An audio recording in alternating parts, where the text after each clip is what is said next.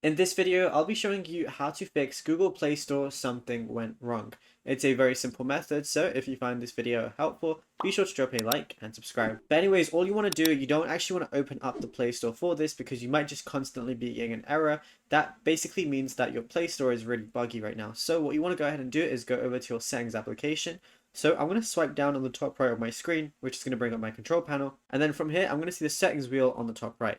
So just go ahead and click on that. Now, from here, all you got to go ahead and do is literally just scroll down until you see apps. So you're going to see the app section. So I'm going to go ahead and click on that. From here, all I got to do is scroll down until I find Google Play Store. So it's going to be right here. It's under G, obviously. So Google Play Store, go ahead and click on that. All you want to do is press force stop. It says if you force stop an app, it may cause errors, but don't worry about this. It's going to be completely fine. So just press OK right there. And then once you scroll down, if it still doesn't work, if you're still getting the error, all you want to do is go to storage under usage and clear the cache so it's on 0.